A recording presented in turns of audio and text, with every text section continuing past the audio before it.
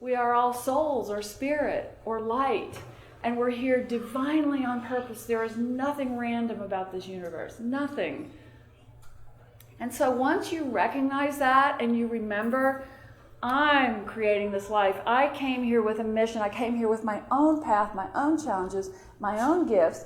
And if I trust that inner voice in me, that intuition, I will find my true work. No matter how weird it sounds to the world, if it's yours, you'll be successful at it. So how do I arrive at this for my clients and for all of you? There's 3 steps. Number 1, intuition.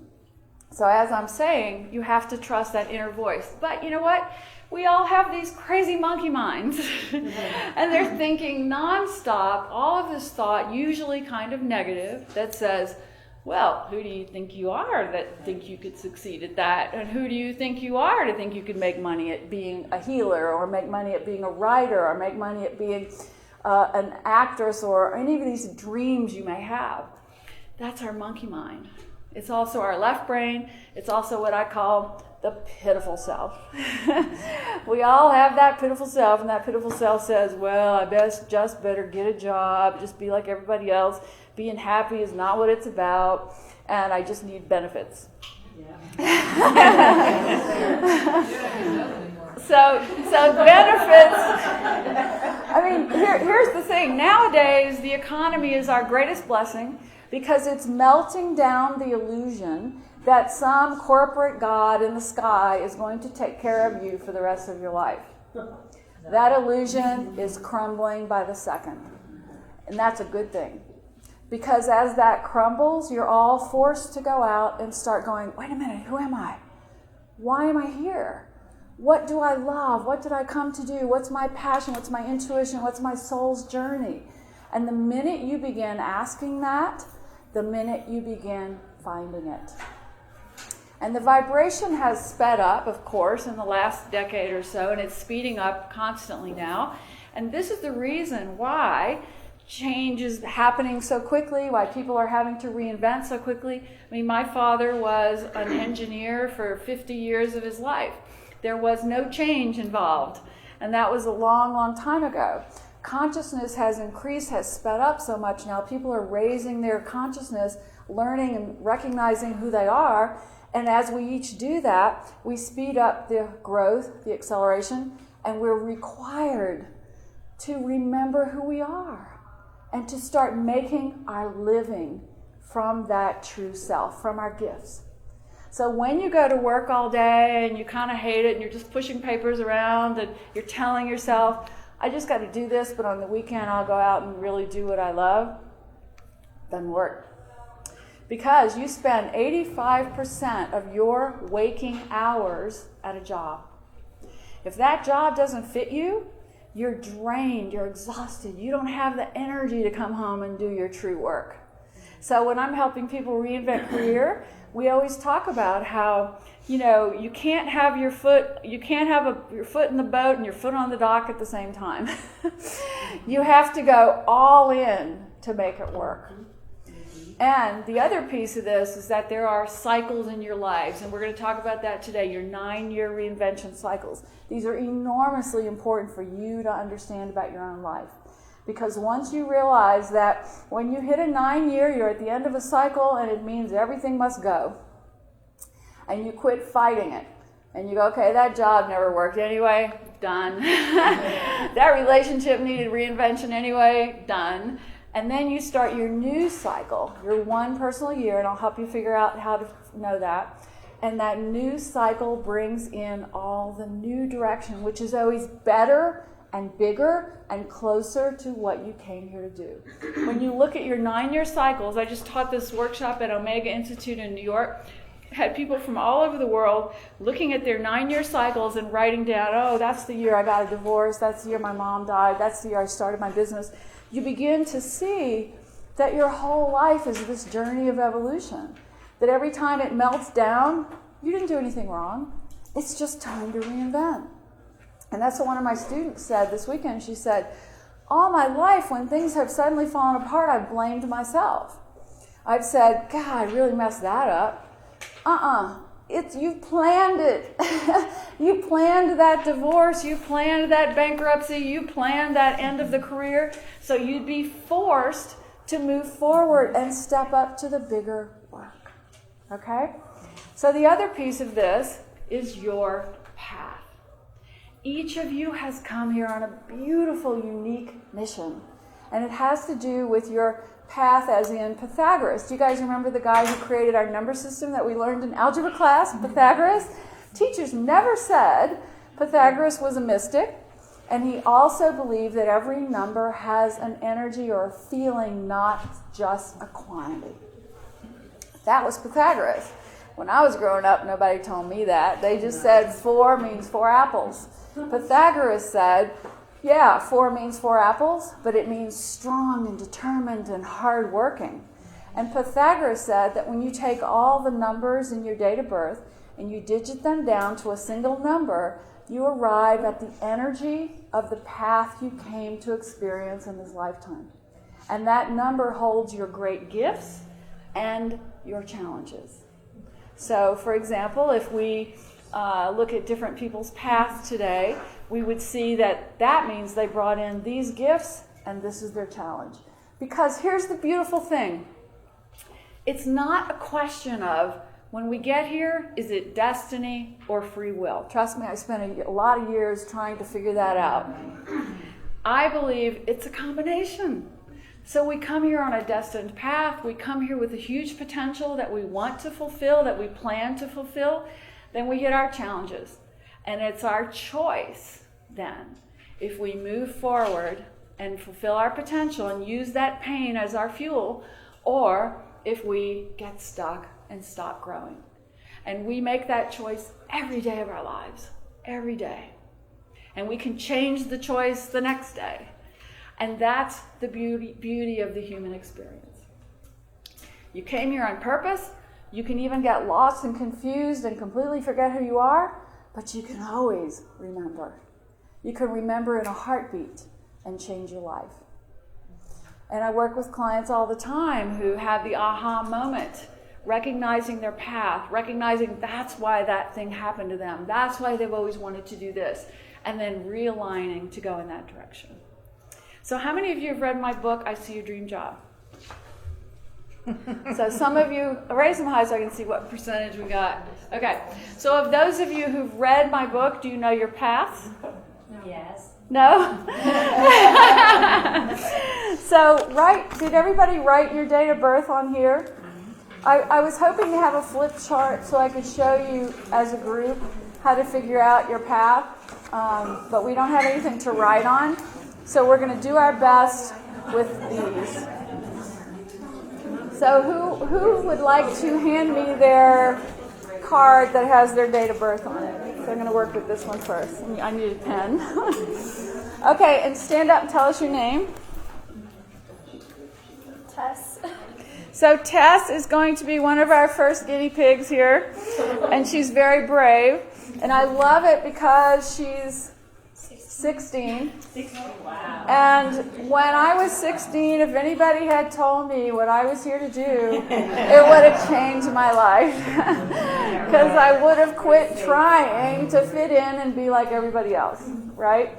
And that's the great problem we have here in this culture, is that we look around us and we go, I don't feel that way. I feel so different inside. But I guess I'd better behave like them. Or I'm not going to have a good life, I'm not going to have money, I'm not going to have love. And we make ourselves just start shutting down to who we really are. But when you're 16, the world is waiting for you to claim who you are. So we have, let me figure this out really quick. She's a 5 path, I think. Yeah, so she's a Leo 5, right? Okay, so if you know how to figure out your path, turn and help your neighbor do it. And if you don't, raise your hand, and my coaches will come around and help you. Right. So Tess, beautiful Tess, our beautiful 16-year-old, and where do you go to high school? Monarch. And we look at her path, and we see that she's a Leo 5 path. And basically that means she came in with and plus I always combine the sun sign with the path. And the reason I do that, I know that astrology is very complex, and so is numerology. But I focus on the birth path that tells you what you came here to do, and the sun sign that tells you the flavor of how you'll do it. So we look at the Leo 5 and we say, she's beautiful, powerful, she warms up the room, and she has to live a passionate life outside the box. So I would never let this child become a lawyer or any of it. Here, she wants to write it down. There you go, right. I would say you're here to follow the artistic muse in you, be on the stage, be an actress, do all those things that you love, to travel, to go after the alternative lifestyle, and that doesn't mean poor. So here's the thing. How many of you have this idea in your head that you can either do what you love and starve, or take a job you hate and have money? Be honest, raise your hands. Everybody. That is the myth we're handed. Guess what? It's wrong. It's a huge lie. It's a huge lie. When you look at the people in our world who are truly successful, they have always followed their passion, their intuition, their gut, no matter what anyone said to them. And I have a million stories I could tell you, but all you have to do is go read biographies or watch Biography Channel. Dustin Hoffman says, I hit the streets of New York to act because I knew that it was either that or be a homeless bum. That was all I cared about, was acting.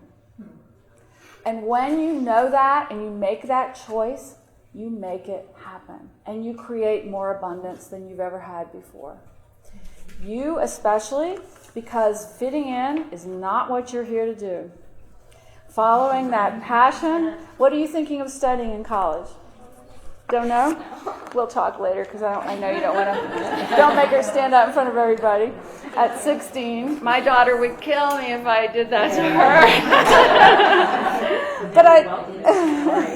But I'd also say that she's in her 4th personal year, and we'll talk about that in a moment. But it means that this year for you until January is a lot of work at school, clearly. But the following year for you, 2012, there's some new opportunities coming in that are really big, and that you need to say yes to them, okay? Traveling, boyfriends, change, all kinds of stuff. I'll come back and we'll talk afterwards. Mom's freaking out.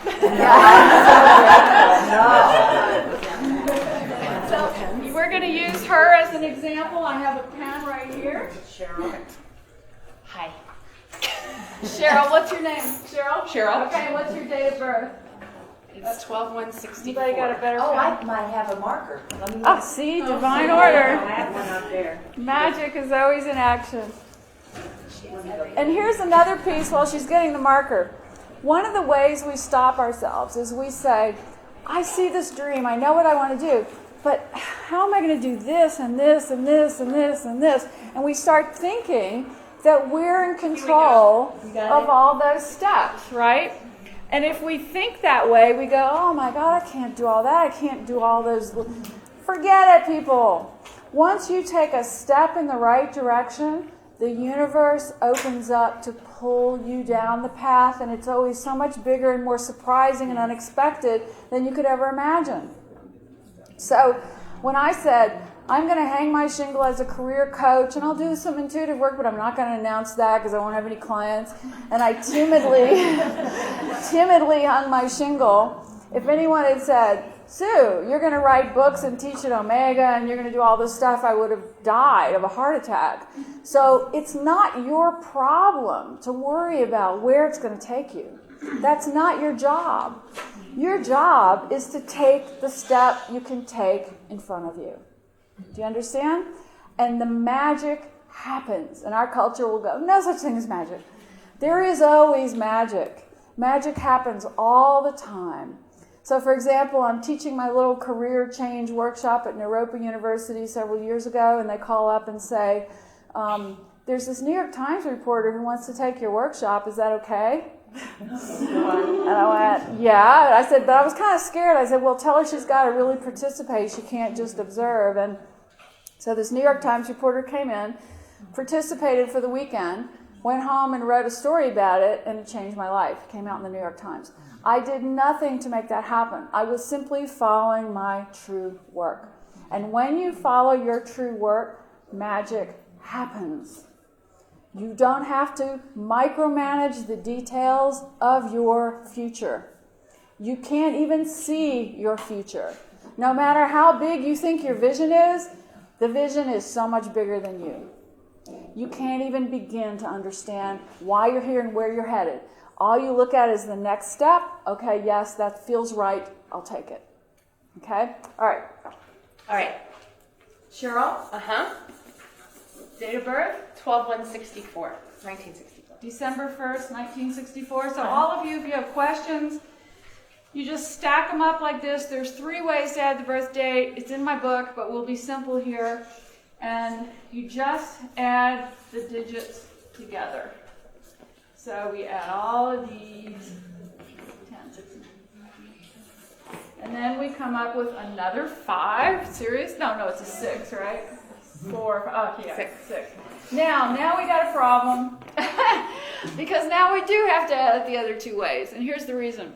If you come up with a 2 as your path, or a 4 as your path, or a 6 as your path from adding it this way, then you have to add it the other ways, because chances are really good you are on a master soul journey of the 11, the 22, or the 33.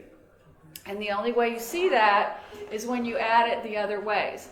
So you can pass these around as examples of how to add it the other ways, and I have another one of those. Sue, can you explain? Yeah, I'm going to do it right now.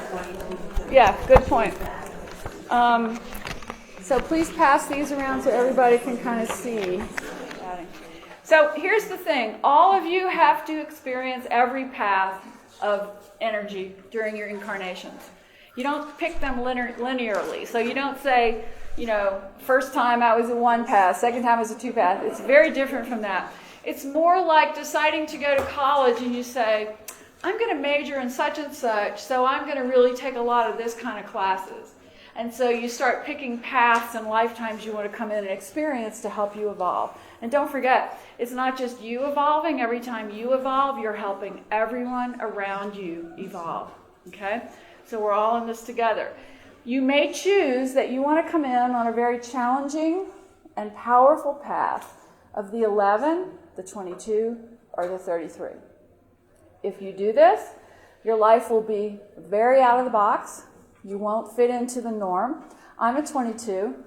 I was the weird kid in class. I was the one who had dreams that came true down to the last detail, and I made the mistake of sharing those with my friends and family when I was growing up.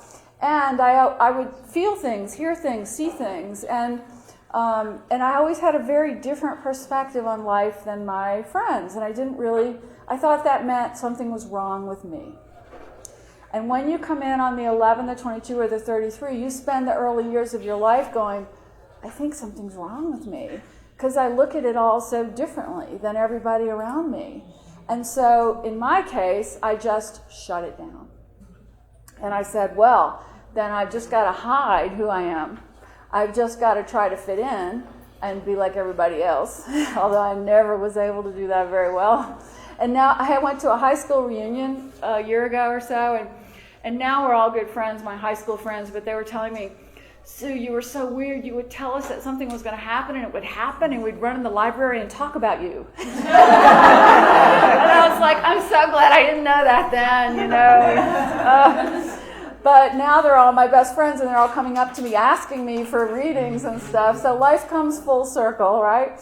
So her path, if you look at it and add it the other way, what you would do is you would take every date, every number of her birthday, 12, 1, and 1, 9, 6, 4, and you put a plus sign between all those numbers, and it comes up with a sum. Who can add that for me? 10. This is a 24. So that means she's a regular 6 that way. And then we have one other way we do it. We come down, straight down from where we added before. So that's 3 and 4 is 7. 7.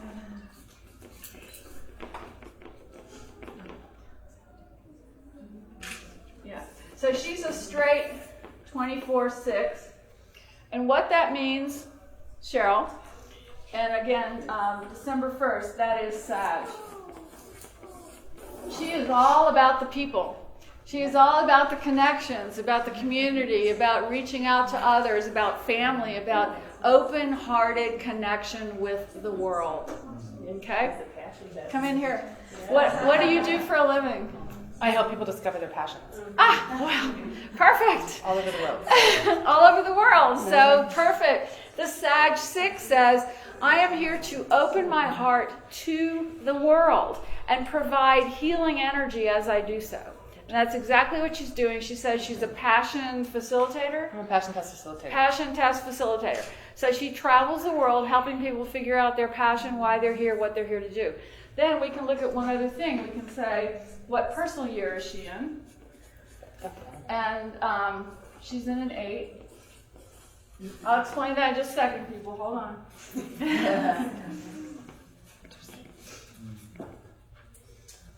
And she's 47. So here's what we see. She's in an 8 personal year this year. And what that means is that next year, there's a little reinvention happening. Next year, she sheds some things that are holding her back. She may even step away from the passion test material and start creating her own. And moving into her own life as her own author, creating her own content, her own speaking, and not following what the method is, right? Does that feel right? Yeah, 3 weeks ago, the book title came to me. There we go. And because she's in an 8 personal year right now, it means that this year is about the money, the power, the career, the success, and it catapults her to believe in herself enough that next year she lets go of the limitations that are keeping her branded by someone else so that she steps out into her own juice. Correct? Yeah, that's right on. Okay. So she's also 47. 47 means, we got to talk about the Saturn returnings. Yeah. How many of you, first of all, are 27, 28, 29? Raise your hand. No? My son. One, okay. That's your first Saturn returning. So think back at your life to when you were 27, 28, 29. Major wake-up call of your lifetime for the first time, where you come up for air and go, wait a minute, whose life am I living? You know, I followed the rules, I did this and that, and it doesn't fit. And you come up and really begin to see what your real journey is about for this lifetime. Now, when I was that age, that's when my husband died from cancer. And I watched the dream of the white picket fence, 2 kids, normal life, go down the drain. I thought it was the end of the world. And now I realize that was never my life anyway. And that my husband's death was my greatest gift because he showed me his whole journey of healing that we went through together was really showing me the spiritual truth of life. And in fact, when he crossed over in my arms, his spirit left his body and he showed me that. I saw that happen. And that was only one of the mystical events that happened during Paul's death. So he handed me, and that was our soulmate agreement. We were going to go through that together. He chose it for his own personal evolution reasons. Sometimes people believe they need to burn up negativity and they'll choose suffering, although we don't have to. He chose that. I chose to go through it with him to find my path as a spiritual guide for others. Okay? That's when I'm talking about your pain is your fuel. The only time pain is bad is when we wallow in it and get lost and negative in our negative energy, what I call the pitiful self, where we're just walking around pissed off at the world and it's not our fault, right? That's our pitiful self. My pitiful self, I name her so that I know when she's showing up. And she's Sadie. She thinks life is a tragedy. So whenever you have your pitiful self voice showing up, you need to name her and have a little conversation with her, and she can hang out for a while, but then you got to send her off, okay? And don't let the pitiful self make your career choices for you. That's the difference. You have to make your powerful self, mine is Aretha. I have always known that I'm a big black woman at heart. Oprah is my sister, though she doesn't know it. But Aretha, to me, is the fearless, powerful part of myself who doesn't let anything stop me, and who uses my pain to create beautiful things, music, knowledge, books, all of that with. Okay? You all have that. So you got to name your brilliant self too, and that's who you bring to your life for career choices, love choices, for all the big decisions of your life. Once you realize who's making the choices in your life, you really begin to understand how you ended up where you are. And when I do 3-day workshops, we name the pitiful self, Doubting Debbie, Pitiful Patty. And you go, well, why did you pick that career you picked when you were 27? And they go, well, Doubting Debbie told me that it was the only way I could survive. And how did that work for you? Well, I hate my job, and it made me sick, and I have chronic fatigue, and blah, blah, blah, blah, okay? And yet the powerful part of you is always saying, honey, you came here to be loud and proud and live your true life and be fearless, and you're capable of it. You wouldn't have come here if you weren't capable of living to your highest self, to your gifts, to your potential. You wouldn't be here if you had not come for that reason. Okay? So when we look at her, she's heading towards the second Saturn returning, not yet there yet, but in 10 years she'll be there. And what that means is that because now in this 9 years, she's going to reinvent because she's evolved. She will pick that next step of her career and step out on her own as the author, the speaker, with her own platform. That means that when she hits her second Saturn returning, which is at the age of 57, 58, 59, right? How many people are there now? Raise your hands. Really, only that many people? Usually the audience is filled with second Saturn returner people. So when you hit the second Saturn returning, if you're not on path, if you've been ignoring your intuition, ignoring your nudges, the second Saturn returning rips everything away. Yes, that's what happened to me. Yeah. It says, you can't hide behind that bank job anymore. That's not you. You're fired. It says, you can't hide behind that relationship that's not good for you, that the person who's holding you back, you're divorced. It strips away everything until you emerge as your true highest self. Okay? You don't really want that to happen, and that doesn't have to happen. So if you're like Cheryl, when you hit the turning point before the second Saturn returning, you start your reinvention then. So that by the time she gets to her second Saturn returning, it's just turning up the fuel, amping up that work to an even greater and greater level. Thank you. That's it. Thank you so much. Thank you. Okay, so any questions? The personal year. Yes? Toby. Also, bad things happen on your Saturn return because my sister found her son dead at 29. Well, 29. so what Toby just said was that her sister's son died at the age of 29. 20, I think it was 28. 28. So here's the deal. Everything is a soul agreement, as tragic as it looks from our point of view. Okay? When we cross over, in our opinion here on this dense realm, we feel like that's a failure. I used to teach for Colorado Outward Bound Mountaineering School in my 20s. And I love those people. It was a great thing. I was helping people overcome their fears. But they truly believed that if you died, it was a failure. Great tragedy if you die on Everest. And I remember thinking at the time, so are we all supposed to live forever? There has to be a different way to look at this. And what I've learned is that we all come in consciously choosing our moment of entry and our moment of exit. Not consciously, I should say, way beyond subconscious. Like completely soul level choosing, this is how I'm going to enter and this is how I'm going to exit. Because doing it that way is going to not only evolve my soul the way I need to do it, but it's going to help the people around me. So just like my husband's death was a soulmate agreement with me. I think he wanted to leave. That's right, well, he was done, or he wouldn't have left. We don't leave unless we're done. But you might not be able to look and see what a person's life is about. You might look on the outside and go, oh, that was such a tragedy. They were so young. On the inside, the soul came in and mastered the thing they were here to master, made that soul agreement happen with their loved ones, and they were done, and they exited. We are not victims.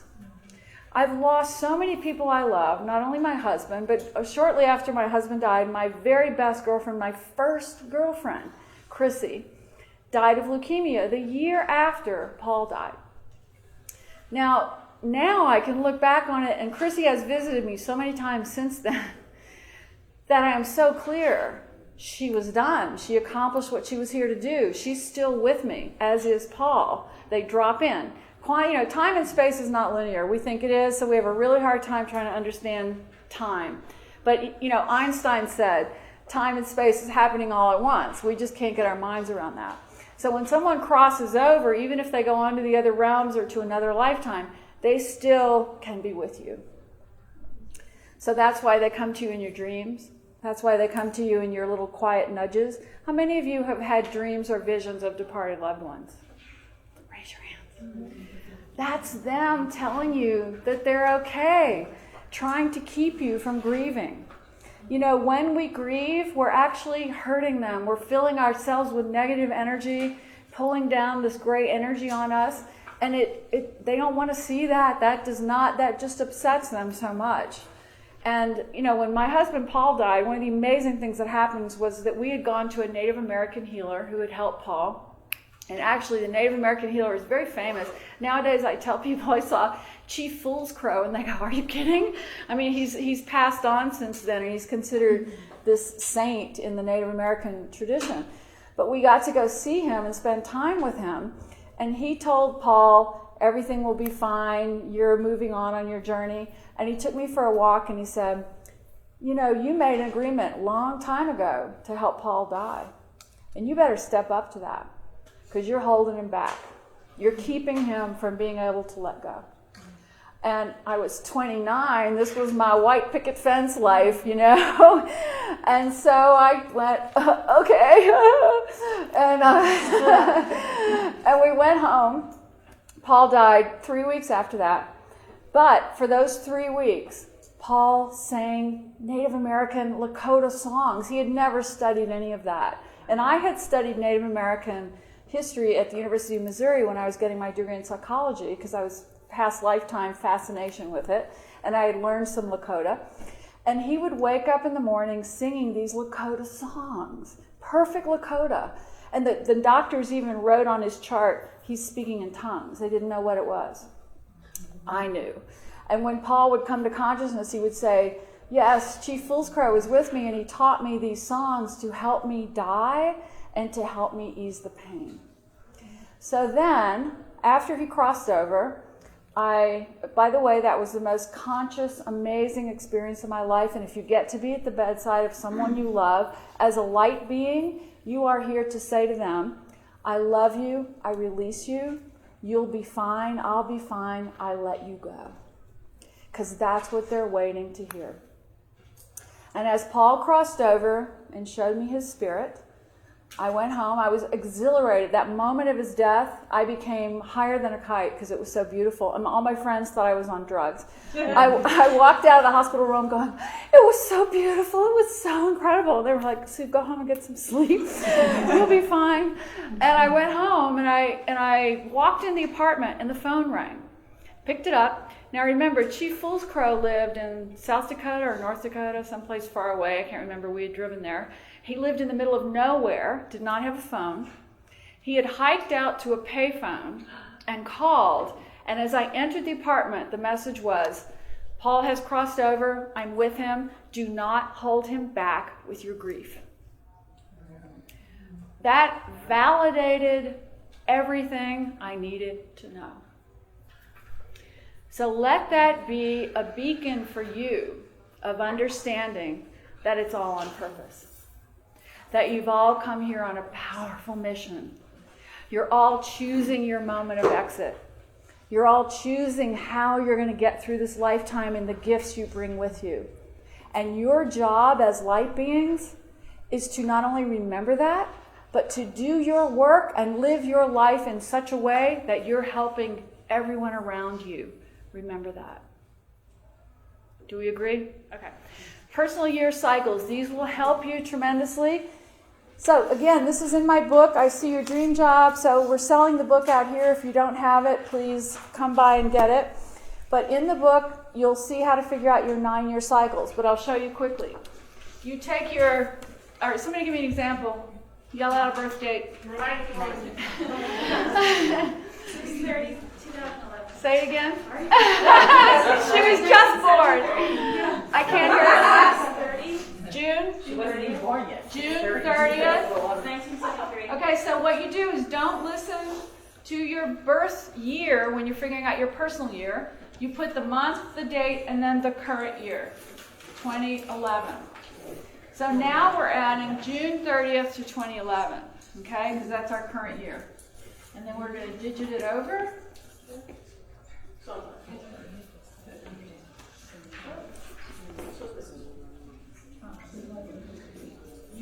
So she's in a 4 personal year. If I added it the other ways, it might even be a 22-4 personal year. And what that means, how old are you? 37. Okay. 38 soon. So she's 38, she's in a 4 personal year, and it really means that it's a year of work. 4 is the energy of hard work, but it's required. In other words, you work hard in your 4 personal year, and it pays off for the rest of your cycle. That's when you write that book. That's when you create that business plan and make it happen. That's when you do the hard work that you end up building all of your foundation on. What are you doing this year? Trying to figure that out. What path are you on? Did you figure that out? 11. You're in 11, and your sun sign is Cancer? Yeah. Honey, a Cancer 11 has a gateway to the divine, pure intuition, pure sensitivity. You are here to be a healer. What are you doing for a living? Nothing? Nothing right now. Yeah, So what I'm was your trying to take what some was your less. previous career? Well, I worked at Europa Oh, well, for that's- almost 9 years. What did you do there? What was your title? Enrollment manager. Okay, so here's the thing. Our soul will start pushing us in the right direction. So, for example, we'll go, Naropa resonates with me. It's all about evolved learning and consciousness and spirituality, so I'm drawn there, even to get a job there, right? So your soul kind of gets you in the right area, but unless you're owning who you really are, like she should have been there getting that master's Well, in... I got my master's. In what? In counseling. Counseling. That's perfect. Good. We're on the right track. So once you graduated, you haven't been working and seeing clients? Well, I did. I worked in mental health, and it wasn't. Okay, right. so here's the reason it didn't work. She's an 11 vibration, hugely sensitive, hugely intuitive, okay? Regular mental health counseling will pull her down. She won't even be able to separate her own energy from other people. And it'll drain and exhaust her. Is this correct? Yeah. Yeah. And not only that, but she's here to do a whole different kind of work with people, much more intuitive, much more spiritual, not traditional in any way. People who are very sensitive can't work in traditional mental health worlds because they get completely depleted and drained and hurt. I mean, I wanted to be a therapist. I got a bachelor's in psychology. Even that bachelor's nearly killed me. And when I thought about going out and walking into like a mental health center to help people, which I actually was offered a job in and went and walked through the hallways, I left in tears. And of course, I thought something was wrong with me. And what it was is that I'm just so sensitive and intuitive, I was picking up everything. Now, there are techniques you can use to protect yourself. And hopefully at Naropa you learned a lot of that and the meditation and all of that can really help. But when you're an 11, a 22, or a 33, raise your hand if that's your path and you know it. That's awesome. One of your jobs is to protect yourself. Because your frequency, like Toby, here she is running around in the midst of all these people. She's an 11. She is so sensitive and so intuitive. She feels everything. She's exhausted right now, I can tell by looking at her. And part of it is just because she's been absorbing. And you look at this beautiful face, you know she's a pure, sensitive, intuitive. And she's picking up all the energy here. So you can learn to protect yourself, but you have to do work that lines up with that gift. So next year you have a change. Next year is a 5-year. So next year is probably when you're really going to get going. But you need to be, if you're going to stay in the therapy world, it needs to be more like a spiritual coach, an intuitive coach, something a little more out of the box, not working with the very, very disturbed people of the world. Okay? All right. Questions? Yes? When you read your book and your soul psyched up like I was all week, Right? and then I happened to go on your site for the second time and saw you were coming today, Right? I was like so proud of 111. But then when you're sitting there after you close the book and you try and think what you taught us in the book, coming here just makes it so much. It sounds so easy in the book. You close it and you go on your day to day, Right. and it's gone. Right. And I'm not saying I have this voice in me. What is your path? I'm a 8 You're an 8. What's your sun sign? Taurus. Okay, so Taurus 8. You guys feel that with me. 8 is the number of power. So if you have a loved one, how many of you are on an 8 path here? Okay, that's good. 8. 8 means that in other lifetimes, you've mastered all of these other inner things, your independence, your wisdom, your spirituality, all of that. In this lifetime, you said, I'm going to take that inner power and bring it out to the world and play the game of power, which nowadays is through business, commerce, and money. In other lifetimes, it was through killing, the bear outside the cave. But now, finding your power is about going into the world of money. How does that match up with personal year 11 though? Well, I'll get to that in a minute, but I'll just tell you, if you're an 8 path, you have got to be making a living in a big, bold way. What are you doing for a living right now? I want kids. Okay. So here's the thing. Women have a hard time on the 8 path. And let me just say, the 8 path is one of the hardest paths you can ever master. Many souls leave it for the last incarnation because the lesson is power. What is the biggest thing we mess up here on planet Earth? Power. We either abuse it or we give it away. We are so uncomfortable trying to find the right use of power here. And if you're spiritually evolved, you often think, I don't want anything to do with money. I don't want anything to do with business. I don't want anything to do with that power, right? But that's the lesson you chose for this lifetime. So you're here to run a conscious business. If you're here with a booth, you're probably doing that. But if you're on the 8 path, it means you have to do it in a very bold and strong way, not fearful, not holding back. And the minute you do it, you become wealthier than any of the rest of us because your lessons come to you through money and business and power. So here's an 8 path story. Probably some of you have heard this. My ex-husband, when we got married, he was an herbalist hiding out from the world. He truly gathered ginseng in the woods for herbal companies. Did not want to be part of the world at all. And we came together and I got pregnant instantly, or maybe I should say it the other way. I got pregnant instantly and then we came together and got married. That is the truth. But I was 42, 43, and I never thought I could have children. Suddenly I was miraculously pregnant with this 8 path man who I only knew through business. And we tried to make it work, and I was supporting us because I had the big job, the big money. And I said, I'm quitting my job because I need to be a mom. This is the only kid I'll ever have. I'm staying home. Well, you can't do anything worse to an 8 path than kick them out and tell them they have to make money if they're hiding out from their power. So that ended our relationship very quickly. But look what he did. He said, I've got a Visa card and a computer. And he went into the basement and researched how to launch a company. He'd never even finished high school. So today, you probably know his company. It's called Choco Love. He launched it in a basement in front of a computer with a Visa card. Wow. And the reason I'm telling you this is the guy's a billionaire now. And he's, of course, supporting my daughter. I didn't get any of the money, as you can imagine, but I'm happy my daughter did, so she's going to Yale this summer. But the purpose of that story is to tell you that when an 8 path does it and follows their passion and launches that company, They become more successful quicker than any of the rest of us because their ultimate journey is to use that power and abundance to do good things in the world. And he is finally now doing that. And if you're on an 8 path, that is your mission. Yes?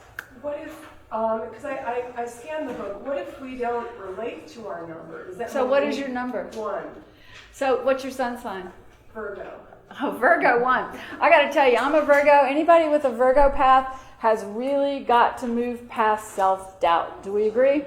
Because the Virgo mind says, let me tell you what's wrong with the whole world. I can just tell you what's wrong with everybody and everything and with myself, right? But the Virgo mind, when you take it further, is here to say, and now I'll show you the solution. So the Virgo brain says, I see all the problems, now I'm going to create new solutions that no one else has. She's a 1 path. It means that in this lifetime, she said, I am going to do it my way, follow my truth, not follow what anyone else tells me to do. The 1 path journey is as hard as the 8 because you're here to stand up for yourself. Speak your truth. And the downside of every path is the opposite of what you're here to accomplish. So if you're here to be a 1 path visionary, do it your way, like Martin Luther King, 1 path, then the downside is self-doubt, right? And you double that up with the Virgo 1, it means that her demon in this lifetime is doubting herself. Her gift is standing up, speaking her truth, and moving forward. What are you doing for your career? I have a counseling practice. That's what I do. So it's good that she's doing work to help people. She's a counselor. But as a 1... There's more than I'm supposed to be doing. Yeah. As a 1 path, she's much more here to be the speaker. Much more here to be the teacher, not just to be sitting in a room one-on-one with people all day. Think of Martin Luther King, perfect example of the 1 path. You say, I have a vision. It's different from what other people have in their heads about the world, but I'm going to speak it and share it no matter what. And I'm going to blaze a new trail for the world to follow. So you know what that is, and it's time to step out of the protection of your job and title. Okay? All right, other questions? Yes? I get confused with all the numbers. What path are you on? I'm a 22. And what's your sun sign? Sag. She's a Sag 22. What are you doing for a living? I'm a chaplain, but I'm unemployed. A chaplain. Okay, so let me tell you how good this is that she's a chaplain. But you're not supposed to be employed. Here's the thing. She's a 22. So I'm a 22. A 22 means I'm here to inspire the world with my work and my ideas. Oprah's a 22. Oprah's a great example of a 22. Okay? Oprah did it right. And Oprah's taken it to the next step. She's launching that channel that's all about finding your best life, right? Living your best life. That's totally 22 work. She's a Sag 22 that says, I'm here to inspire people and bring them together to live their best life with spirituality and spiritual truth. But she's thinking she has to be employed to do this. A 22, an 11, or a 33 will never be employed. They're here to do their own practice, their own church, their own, if you go start your own spiritual community, become your own spiritual coach and teacher. That's the way you're going to be successful. I know it's hard to hear because we want to believe we're going to find some place to step into where we're taken care of. But how many of you have tried that and seen that it doesn't work? Okay? And if you're a 22, an 11, or a 33, or even a 1 or an 8, you're here to do it your way. Do it with your vision, to not make it small. Okay? More questions. What does this, so then complicating that, or it feels complicated to me, is I'm on my second Saturn return. Oh, you're in your second Saturn return? Yeah. Well, that's why you don't have a job. She's in her second Saturn returning, and she lost her job. It's sort of like, duh, we understand that the job needed to go because she's got to step up and be her own version of the spiritual teacher she's here to be. And here's the thing in your mind will say, But how can we all have these individual paths and be these different things? We can't all do that. Yes, we can. If everybody here followed their own mission and their own particular unique gift, it's all different from everyone else's. But only if you follow it truly down to your core. In other words, if you go, I'm going to be a career coach and I'm going to do it the way they did it, that's not going to work. You have to follow your own gift. We are headed back in career direction to the time of everybody having their own business. But this time we're doing it with consciousness, with enlightenment, launching a company that brings healing to the world as an 8-path Taurus, launching a spiritual community that brings your own spiritual voice to the Anybody world. want to come? Put it out there. We'll I'll be the boss. That's right. Work hard knowing The that. next Yes. expo is going to be spiritual. What's your name again? Nancy. I think I figured out you're going to have to tell me. I thought I figured out your path just in case you showed me, but I can't remember if that was you or not. So tell me. February 23rd, 1961. February what? 23rd, 19 what? 1. Okay. So do you know what that is? I'm a 6. So that wasn't you, I did. It was somebody else. Is there somebody here named Devin? No. Okay. So are you sure it's not a 33? Did you add it 3 different ways? I did, but I didn't keep up with it. I'm not really good at math. Okay. So it's...